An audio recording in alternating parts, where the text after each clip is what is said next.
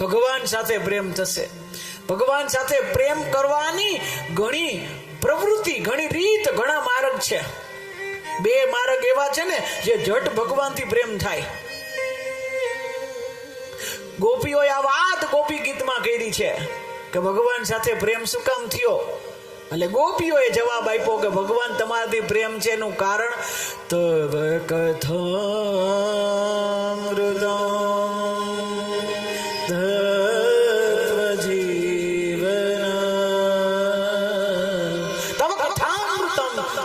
જીવનમ.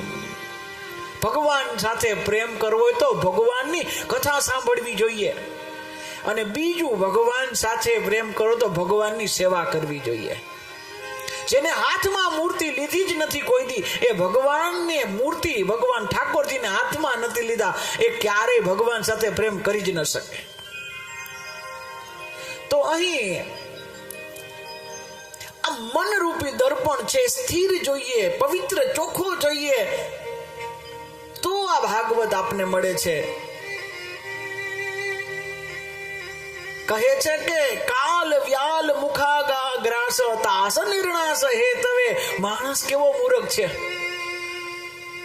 કાળના મોઢાની અંદર પોતાનું મસ્તક છે અને છતાંય બે હાથેથી ગીચા ભરવાનું કામ કરે છે.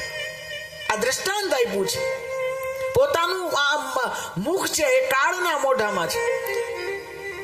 10 વર્ષનો દીકરો થાય એનો જન્મ દિવસ ઉજવાય.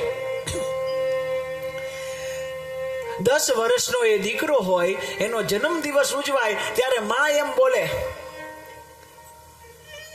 કે મારો દીકરો દહનો થયો. સાચું કે નહીં? એ રાજકોટ વાળા તમે જ બોલજો, સાચું કે નહીં? તમે એમ બોલો છો કે 10 નો થયો. કાળ દેવતા એ એમ કહે છે કે હવે તારા આ દીકરો 90 નો રહ્યો. 10 નો થયો નહીં, 90 નો રહ્યો. આયુ નશ્યતિ પશ્યતામ પ્રતિદિનમ યાતિ છયમ યૌવનમ.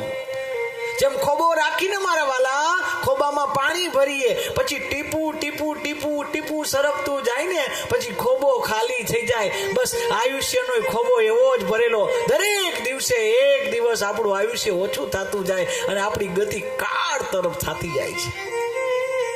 એ આપને ખબર જ નથી. બહુ દૂર નથી, એ બહુ દૂર નથી સ્મશાન મારા ઘરેથી. ક્યાં બઢિયા બાત.